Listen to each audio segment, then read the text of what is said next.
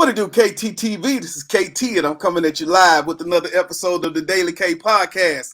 And on today's episode, I have none other than the guy himself from Limerick, Ireland, in the building, Mr. Dave Sheahan. How you doing today, brother? How are we getting on? All good here now. Look, man, sometimes if you're at first, you don't succeed. Pick yourself up and try it again. That's what they tell me, man. That's exactly what to do. You have to keep. I always say, take as many knockdowns, but never be knocked out. That's it, man. So, getting into things, brother, I know that you have been, just pushing through the pandemic. Contact jobs is what you in, working out with people, gyms, all these things. So, how has it been going during the pandemic? And being we talked at the beginning, how have you been since our last conversation? Yeah, like we last spoke, I think it was a very started pandemic, so it's been quite a roller coaster ride for nearly 2 years now in many ways, like a lot of, impact personally, professionally, financially, especially, working in the whole health space. Obviously it's an area I'm very passionate about anyway. And it's been 2 years where I've done everything I can to put out as much positivity, as much information, what people can do to, improve their lifestyles, improve their health, improve their immune systems, all that side of things. Yes, like from a personal point of view, it hit me hard in the first 6-7 months, especially with the severity of the lockdowns here in Ireland where I am, plus also Lanzarote, one of the islands, it's off Spain and off Africa, where I lived, for 6 years, where I had a gym and a food business and beach boot camps. Within 3-4 months, they all had to get shut down because the restrictions were so extreme and there was no kind of end to them that financially it became unviable to, even restart them with the way they were making businesses restart at like 30% capacity and things like that with no certainty, So that was a tough blow. At the end of the day, when you set up a business, it's like your baby and you work hard for years to build it up. And I worked hard for that particular business 4 or 5 years. And within 3 months, it's wiped out. So that's hard to take. Man. But what's key for everybody in life, in life, you will get knockdowns. Again, like the thing is never be knocked out. Just keep taking the knockdowns, keep getting back up, because feeling sorry for yourself ain't going to change anything. Like you have to adapt, you have to adjust. And that's what I had to do. Of course, it affected me emotionally initially, and it was hard, and I was angry and every kind of emotion. But it was like, okay, look, what do I do now? I can't work offline face-to-face with people in Ireland because there were severe restrictions. I've been doing online since 2009. So look, let's ramp that up. Let's do a lot more. Let's start doing a lot more lives. Let's start doing live workouts. Let's give more and more support to people and businesses. I started writing books that I had planned on writing for years. I planned on setting up like a healthy, vegan, plant-based snack meal treats business. So I started working on that and getting that going. So, it was a case of, seeing opportunities and grabbing them, creating opportunities myself and, doing what had to be done. If business had to get shut, they had to get shut. And that's just the reality of life. Pandemic, these things happen anyway. Yeah, man. One thing that I'll say, like, we've seen such mental health problems developing, like they're escalating out of our control. Every kind of age group globally across the world. I'm seeing myself now working with very young kids with anxiety and severe mental issues because of this. But for me, even personally, it's like me working on myself, my own mindset, my own mentality, my own health, all that type of thing for the last 17, 18 years or so served me well to cope with my own challenges in this. And it really showed how important it is to have a good mindset, have a good thought process, always working in psychology. And like I say to people, every day evolve into a better person of yourself. Every day look at how can I improve my health and well-being, because there is nothing more important. There's nothing more important than your health. As I say, your health is your wealth. Yeah. And this is something that people hopefully have learned more and more and woken up to in the last couple of years, that they need to start prioritizing their health more and more. And so that's what that's why I wanted to make sure as we get ready to jump into 2022. As we have so many people getting ready to jump back into the gyms, that we have conversations like these as we talk about alternative diets, or we talk about workouts. You think about the video. So just jumping into it, I want to say, for people that are looking to look at those choices of how they're going to eat or what happens next. You think about people doing non-dairy, or you think about the vegan lifestyle. For people that don't know, what is a vegan lifestyle and what are some of the benefits of that lifestyle? Yeah, now a vegan lifestyle basis where like you don't consume or engage in activities that, you know, involve the cruelty of animals, let's say. So, you know, at the end of the day, the whole process, the whole food production process, I always say to people, like, even if you're not overly passionate or care too much about animals themselves, animal cruelty, or the planet and stuff, from a health perspective, what's put into our food now, what's put into the animals, is making literally food become so poisonous and toxic to us. So, like, this is why people need to start looking at this way of life anyway, because it's about profit. At the end of the day, every single industry out there is about making profit. And it has increased more and more that way. It's like animals are pumped with more and more steroids and antibiotics and growth hormones. You know, they're constantly getting sick because we're in such close proximity with so many together. We are then ingesting that. So from a health perspective, people need to start decreasing their animal product intake anyway. Yeah. So like a vegan diet, like very extreme vegans will do absolutely nothing to do with animals. Clothing, you know, even settees, like car seats, like the whole lot. Nothing can have anything to do with animals, like, you know, with leather and all this type of thing. So you'll have various levels. Like that's like the typical extreme vegan. That's why I think there's been a change now where you got vegan, you got plant-based. Yeah. Because you do have an element of the vegan community who are very extreme. Their views and what they want to live like is fine, but hammering people over not being vegan, which at the end of the day, for me, is very hypocritical because, like, for me, I'm vegan now. It'll be 10 years in the 1st of January. So that meant I had 33 years not vegan. Now, I'd be very hypocritical to start hammering you if you're not vegan, because I had 33 years of my life not vegan. So that has given vegan a bad name because of a tiny percentage, tiny minority who hammer people by not being vegan. Like any movement or anything, there's always extremes. We see it in politics, we see it in religion, we see it in everything. So that's kind of like what a vegan is. What people need to focus on more so is like the health aspect, how it's better for your health, the benefits for that, like your energy, like longevity, simple things like hair, skin, nails, preventing diseases. If you do get any kind of disease, illness, ailment, you'll get rid of it much faster.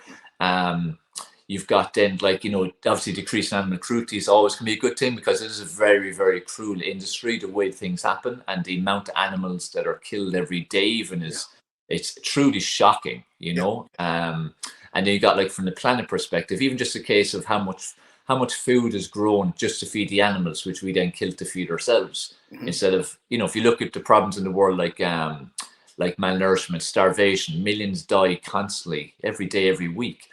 Like, why not use that food to feed humans and the animals are still there, instead of mass producing animals all the time when we don't need, there doesn't need to be so many animals on the planet. So there's some very simple logical reasons for it. But at the end of the day, industry drives the world, money drives the world, profit drives the world. And this is where education comes in. People need to get educated on what the reality is and get their mind open to the reality of how the industries work. Things like veganism and, you know, why there's merits and benefits to it, and then just take steps in the right direction. Like, I'm very much a person who tells people step by step, not big leaps. And that's my next question. So like say you gave to me kind of what it is, some of the benefits. I want to look into it. Yeah. You as a vet, you say you're coming up on 10 years. What would be that first step that you kind of coach your clients into as you begin that process of going vegan? Well, we're again, like I was saying there, like step by step. When people aim to do something, they typically want to go like full feed in type idea. You know, it's full hog. So it's like someone isn't vegan today, decide, here, I think I'll give the vegan thing a go, to go vegan tomorrow.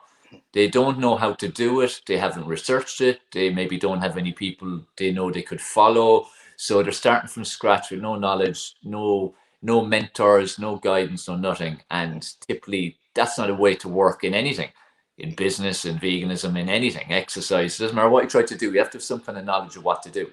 So my biggest tip always with everything, as well as veganism, is take a step in the right direction.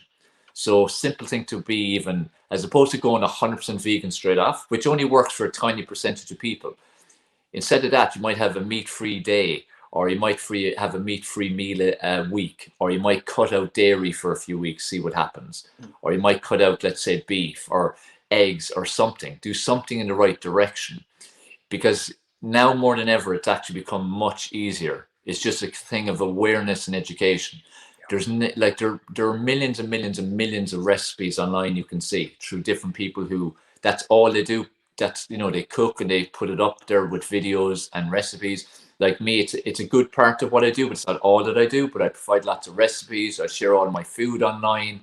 As I said, I provide now healthy snacks, meals, treats for people. You've got tons of videos online of people explaining the benefits of veganism, you know, the realities of the industry, the effect on the environment and the planet. You know, you can see everything that's from extreme footage of what goes on in these factory farms and all on something like what's the name? Earthlings. Earthlings would be one now. It's fairly graphic, but again, it's reality. You've got other ones. Then you'd have a load of things on Netflix, like documentaries on there that are easier, you know, easier to watch, but they're getting the point across. So now, tell me this then, Dan. If I'm going vegan, what can I have and what can I not? I think that's what hooks me up. What can I have? What can I not have? Yeah. That's an important point. Like the main thing is animal products. Okay, so you got obviously beef, chicken, lamb, turkey, fish of all kinds. So they're directly like the actual animals. So that's their flesh. So obviously kind of that. Eggs then have been everything, derivatives of it, like anything that was, you know, taken from the animals. So you got all dairy products, things that are made from dairy products like cheese and creams and ice creams and all that type of thing, and the eggs. So they're taken out of it then as well. So you're taking those things out, and where people go wrong is they take those things out, but then they don't replace it with anything. So you have to replace. Now, the good thing is you can get an alternative now for everything, even eggs. You can get a vegan egg now. I'm not sure how the hell they make that thing, and I haven't tasted it yet, but there's a vegan egg. So it is actually the easiest time ever. And especially over in the States, and also like in UK. UK is really good. Ireland's slow enough, but UK is brilliant.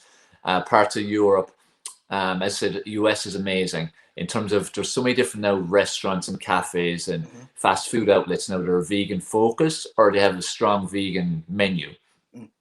In terms of like supermarkets, grocery stores, as I said, you can have a replacement for everything.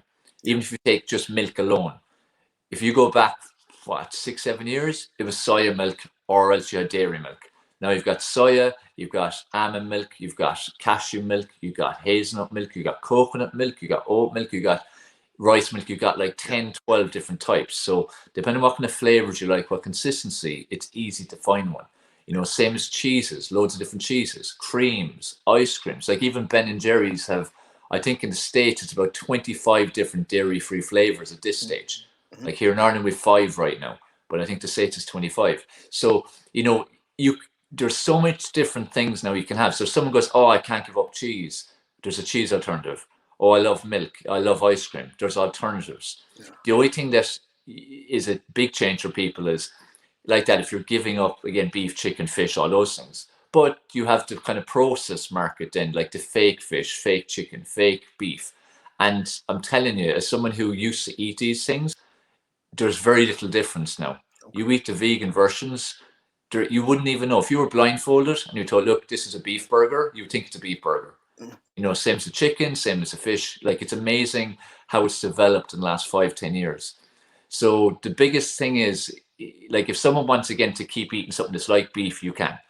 Eat something that's like eggs, you can. Milk, you can. So that now isn't a stumbling block anymore. It's just now becoming aware of the alternatives and going out there and getting them and finding them and trying them. Like the milks, try one. You don't like it, try a different one. Yeah. It's okay, try a different one. You know, you'll find one that you love. Like, I like rice milk because it's sweet, because I like sweet stuff. Oat milk too, because it's kind of a bit creamy, like the way dairy milk would have been. Then what you have to do is, let's say if someone's having, typically they love chicken curry, well then start getting to having chickpea curry. You know, so you just replace them one thing. You know, it's like if you're making a lasagna or a bolognese, well, you can get like the plant-based mince, or you could just put stuff like lentils in, or seitan or tofu, or even just kidney beans or mixed beans. Yeah. So the thing people need to do is be willing to try different things. It's like me. I came from a background, like when I first started out 25 years ago, I was in bodybuilding. So I was eating 13 times a day. Most of that was beef, chicken. Supplements were all like whey based. Yeah. So I was consuming a lot of these things. So I would have seen vegan and all that as being like a cult and being crazy, and it's just madness. Yeah. But the more I educated myself, the more I saw what people are doing, the more I saw like in game changers, whether people are bodybuilders, NFL players, sprinters, footballers, whatever they might be, they're performing at their highest level now since going vegan. So, the whole myth that an athlete needs all these animal products or a bodybuilder has to eat loads of beef, like it's all destroyed now. But it's coming through education. That's what's great with these documentaries. So for a beginner, look at the alternatives, research the alternatives, follow people who promote a vegan lifestyle and look what they're doing, because there's so much information out there. Watch documentaries, inform yourself, educate yourself, ask questions. That's how we learn. We ask questions like children. Children ask questions nonstop, yourself in schools. That's how they learn. We need to do the same. So it's a great time to consider going vegan. And the key thing is to go step by step. That's it, brother. Man, look, great information. And so, like I say, you always think about that, but I really want to give a little more background on that vegan. Now, taking it from the vegan and just out into the professional workout expert that you are, brother. And so, now maybe it's not that I don't want to go vegan, but I want to kind of fine tune my diet. Yeah. In working with that and thinking about getting ready for 2022, what could be some of the things that you would tell your client, as in, this is where you start? Yeah. The most important thing in the modern world for people to focus on is processed food. Like, it has become, like, most people consume a fair amount of it to nearly entirely processed food, because again, the food industry has made things very convenient. Life has got very fast. Life has got very stressful. People are going nonstop all day. It's easy to throw something to a microwave or just into the oven, or order takeout, or just have chicken nuggets or whatever it might be. Processed food and just rubbish. Like, it's not nutritional. And also the marketing side of things as well. It's like, if you look at something like, I think, have you got Special K? That's cereal. It's a box cereal. Oh yes, for sure. So it's like, if people look at the front of that, they think, whoa, that must be really healthy. The woman in the red swimsuit, God, it must be healthy cereal. When it's absolute garbage. And, the marketing of all these products is amazing. It looks great. But if you don't understand the nutritional breakdown or what the ingredients are and what the ingredients mean, then you don't realize how bad it is. So I think the most important thing for people to focus on, number one, is decrease their processed food intake, because it's not food. It's just toxic crap going into the system. Like, even if you look at bread, there's some breads could have 20 or 30 ingredients, when like bread is like basically water, flour, milk, if you're making with eggs maybe, so it's like 2, 3, 4 ingredients. So all these processed foods have so many E numbers, so many different types of sugars. Then we look at stuff that's supposedly sugar-free. Yes, there's no specific sugar, but then there's loads of artificial sweeteners and E numbers and chemicals to still make it taste nice, because if it doesn't taste nice, you're not going to eat it or drink it. It's like, if you look at things like coconut, 12 spoons of sugar in normal Coke, Diet Coke then is like maybe 2 or 3 or so, but you'd nearly be better off with the real Coke, because instead of the artificial sweeteners and all the chemicals. But the marketing is making sure that the people who are wanting to be very conscious of their body and their health, they'll go for Diet Coke instead of Coke, when the reality is to be better off with Coke. So this is the power of the marketing. This is where people need to educate themselves and inform themselves. So the processed food is definitely a number one thing people have to look at. That goes for soft drinks. Energy drinks are an absolute killer. Like, again, they're so toxic, and they've guarana and they've all kinds of stuff that are not good for your heart even. Not to mind your insulin levels and your sugars and so on.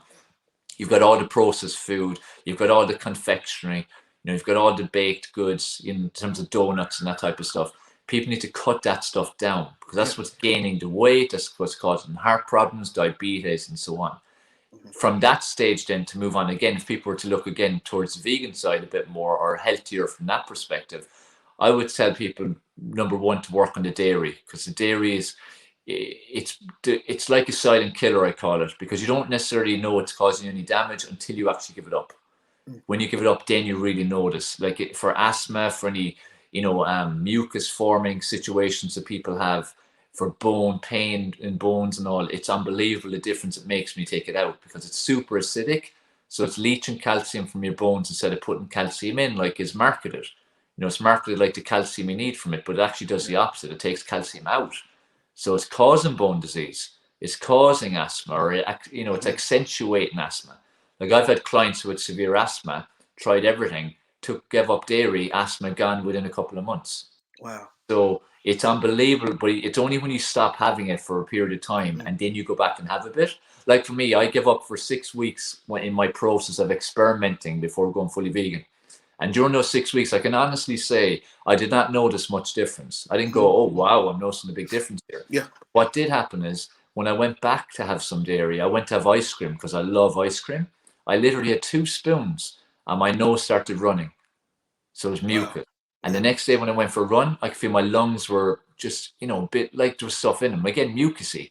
I couldn't breathe as well. That was from a couple of spoons of ice cream because it had become alien to my body. So it really had an accentuated effect. Yeah. So I would tell people, work on cutting the dairy out if in terms of a move towards vegan, as well as just being healthier. Whether you go vegan or not, it's healthier. So processed food and dairy would be the 2 I would say focus on. Look, man, you just told me. Now, you gave me the logic, because I agree with you. It is a go world, right? And the marketing, I'm not going to lie to you, I will be 100. I seen something on a commercial the other day. I think it was at Taco Bell or something. I said, "Oh my God, what is that?" And I had to go, right? Yeah. But you think about that's that marketing, man. And so I agree with you. Process has got to be number one. Well, look at marketing. Look at McDonald's. It's genius. Happy Meal. Get the kids in. Kids go for the toys. They get the food as well. Obviously, they do it throughout their childhood. And then they're addicted, and then as adults they want it as well, because again, if you're addicted, you want it, and then they'll do the same with their own kids. So they're guaranteeing generations of McDonald's customers, basically. And that's it, man. Wow. So looking at that, I wanted to start with the workout first, right? And so get a little bit more on the vegan, then looking at how do you begin, maybe not even going vegan, but tighten up your diet on your own. But then it comes to the most serious part of this process, the workout piece, right? Because I wanted to talk about diet first, because you cannot outwork a bad diet. But now that we got a little bit more information on looking at the workout piece, where are some places? I guess not that part, but I will tell you this. My doctor said you didn't go to the gym to put the weight on, so not necessarily going to the gym is going to help it out. So looking at that diet, but then where does working out go within this process? Do I lose a little weight first before I go and work out, or do I just go at both at the same time? Yeah, to hit that question straight off anyway, many people have that mentality. It's like, I'll lose a bit first, then I'll go to the gym. Why not just do both? Why not do some exercise and, make some improvements in your nutrition? Because all it ends up being is it's just an excuse. Like we always like to be kind to ourselves, and we like to justify, poor decisions. If you want to get healthier, get in better shape, lose fat, tone up, whatever it might be, yes, watch your nutrition and improve nutrition, but also get active. Do both hand in hand. You don't need to wait, do one for the other. Like do both at the same time, because it'll get faster results anyway. Plus it's about changing your lifestyle. Focus on creating a healthy, active lifestyle. That is what everyone's goal need to be.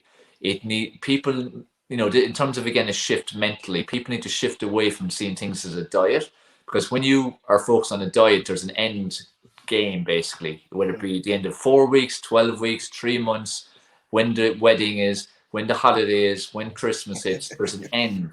That subconsciously, when that end comes, you revert back to the way you were, because you're feeling deprived on the diet.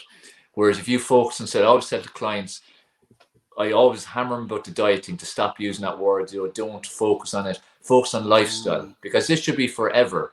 And the thing is, if you live a good, healthy, active lifestyle, you'll have a good quality of life. You should have a long life instead of, getting to a certain age where you're having to take loads of medication. You can't really move that much. You're not even independent anymore. You have to get people to help you, stuff like that. So people need to focus on lifestyle, see the long term, have your little goals. There's nothing wrong with having a goal of losing a certain amount of fat or weight or going down a pant size or a dress size. That's cool. Or if there is a wedding or Christmas, which is in a few weeks from now, that's grand. But see them as stepping stones as opposed to the end. Yeah. See your life as the end. So till your last breath, you're going to live as healthy as you possibly can. So that's an important kind of distinction that needs to be made and hammered out there. Lifestyle, not diet. Yeah. And in terms of the exercise side, so do both, definitely. But as you said, you can't outwork a bad diet. So you can exercise your ass off 4 or 5 hours a day, 6 days a week. If your food isn't right and you're just living off fast food, convenience food, and alcohol, soft drinks, eating late at night, all this type of stuff, you're not going to change your shape. You may get fitter, you may get a bit more toned, but you ain't going to get slimmer. And you're also not going to dramatically improve your likelihood of disease, even with the exercise. So it's important to focus on improvements in both. What I think is important, another mindset shift is when people look to get healthier, in shape, exercise or food or whatever, they always focus on what they're eliminating. So I'm going to stop doing this. I'm going to stop eating this. I'm going to stop drinking this. I'm going to cut this out for 30 days. I'm going to do 2 hours of exercise. I'm going to do, it's all stuff they don't want to do, but they feel they have to do it.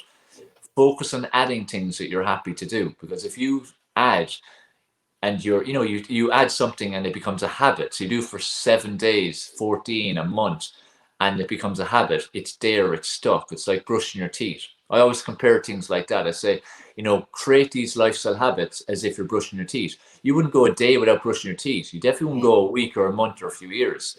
So make them so it's like that, because you don't consciously go, oh, I'm going to brush my teeth now. It just happens. So exercise, good nutrition, drinking water should be like that. They're just automatic things that you just do. So focus on adding. So if you don't exercise right now, there's no point saying I'm going to go 6 days a week to the gym and I'm going to do an hour a day. Even if you just do 5 minutes at home each morning when you wake up, jumping around, a bit of dancing, even a couple of press-ups, squats, it's a start. So focus on adding something positive, then building it. It's like with the food. If you drink 10 cans of Coke a day, don't focus on cutting out 10 cans of Coke a day. If you don't drink any water, drink 1-2 glasses of water a day. If you focus on adding that water, the Coke will naturally decrease to 9, 8, 7, and so on as your water goes up. So by adding, you actually eliminate without focusing on it. Same as the exercise. If you start doing 5 minutes a day, you'll start to want to do 10 minutes a day, or 4 days a week where you do 30 minutes. The other days, maybe 5 minutes, but you'll build it up. So focus on adding. An important thing too is, like we said about the gym, and people thinking you have to go to the gym. You don't have to go to the gym. There's so many alternatives now. Like the thing is, before everyone thought if you want to get in shape, you had to go to the gym. Like, I don't know how long ago it is, but I think it might be, is it 100 years or 70 years? There was no such things as gyms. People were led active lives. Most people's occupations involved some type of physical work. People walked and cycled everywhere. So people didn't need to go to gyms. Whereas now they do. Like, you need to exercise, but don't have in your head you have to go to the gym. One, because it's an extra expense maybe you can't afford. Two, you might be feeling intimidated. You don't like being around people because you're not comfortable in your own skin. You don't like how you look. You feel, embarrassed by how you look. So it's intimidating. Also, it's easy to have excuses. Excuses about money, excuses about travel. I don't have time, all this type of thing. The times don't suit me. This is why not just exercise at home then? Like, I'm very big on encouraging people to exercise at home. Because there is no excuse then. You can get up here in the morning. That was what I was going to ask for the next question. Just digging a little bit deeper into it. Things are crazy, and you think about those gyms, but then you also think about those memberships. So I know, are you still doing the programs at home?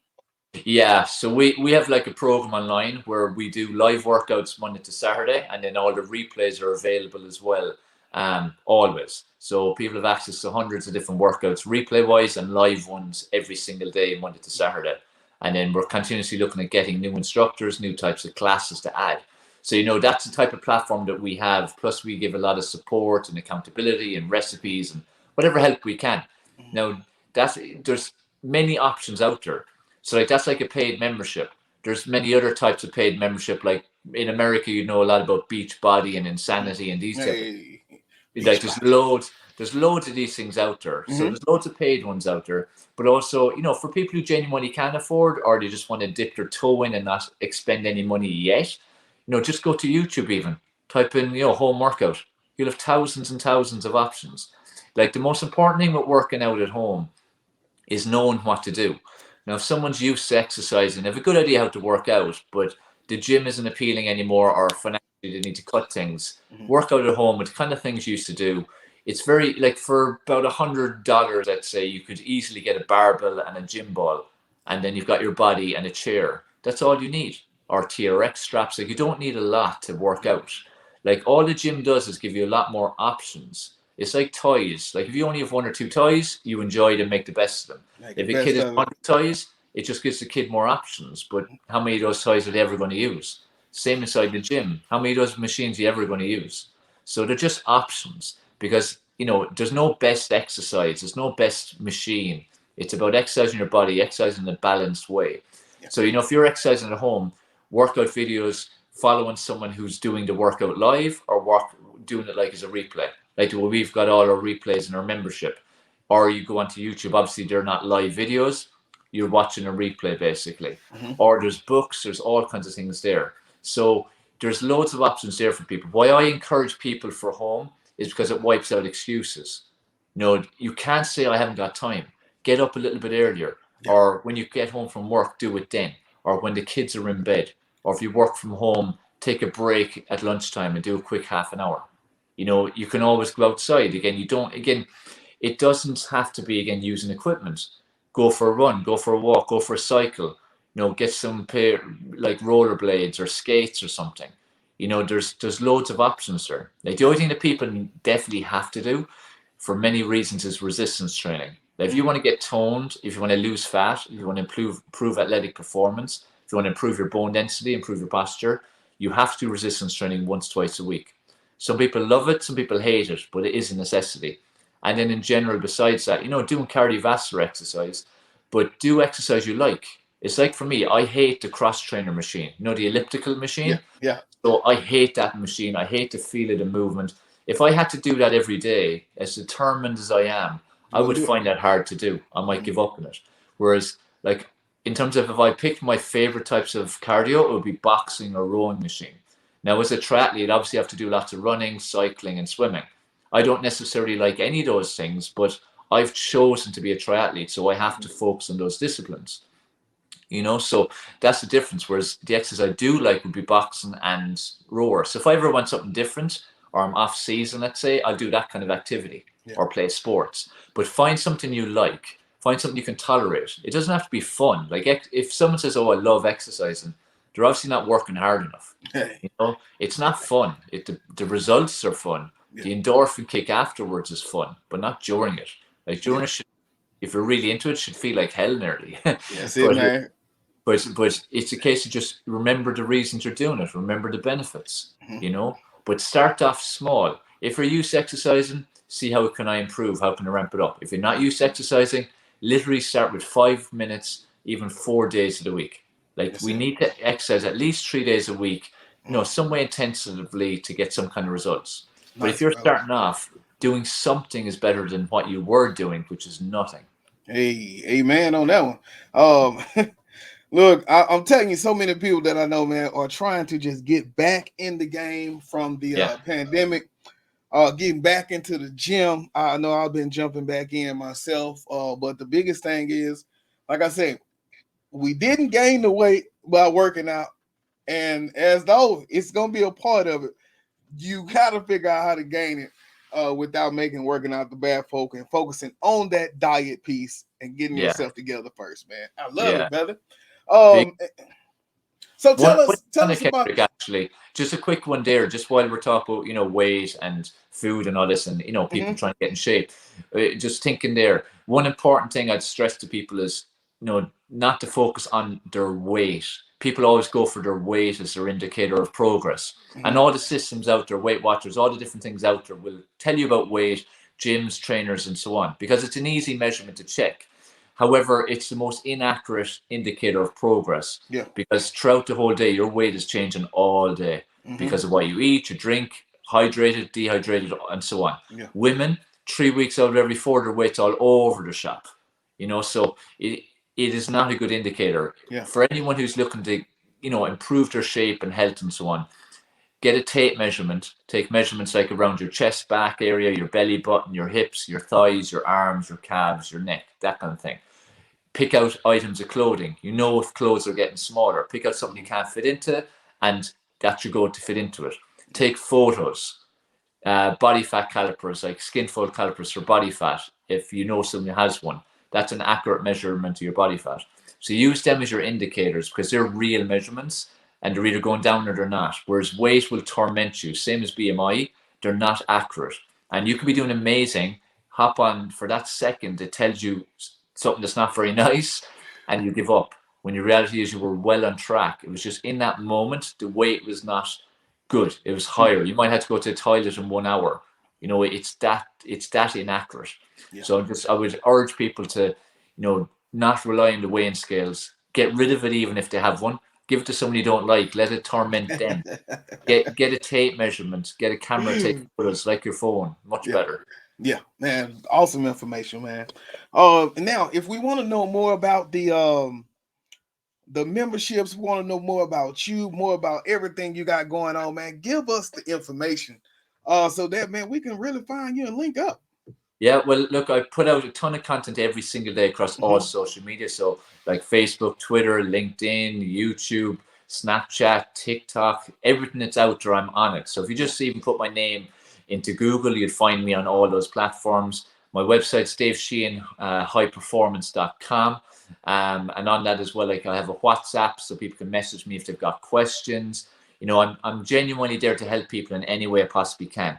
And people say that, but they kind of don't deliver on it. I deliver on it. Like, you don't even have to be a member of my programs for me to help you. Like, I get reached out to every single day by people across social media, just commenting on something I put up, or my food or my training, asking me a question about it, or telling me of a struggle they have. I'll happily answer it. Of course, I'd love you to be on my programs. At the end of the day, I'm running a business, but the more important thing for me is I have a purpose here. I feel my purpose in this world is to help people and make a positive impact.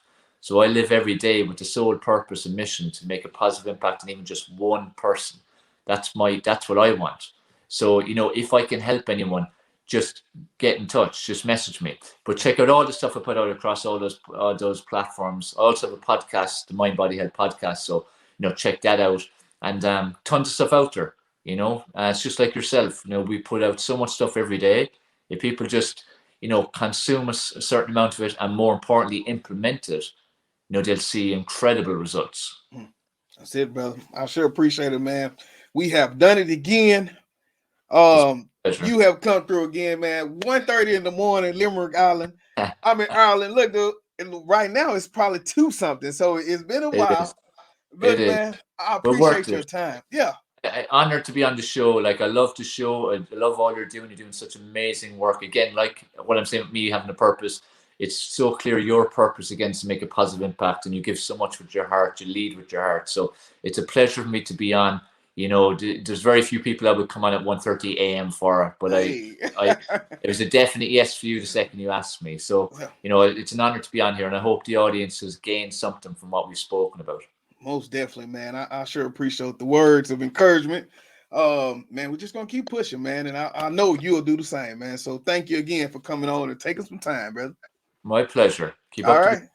Yes, sir. This is KT for KTTV signing out. 100.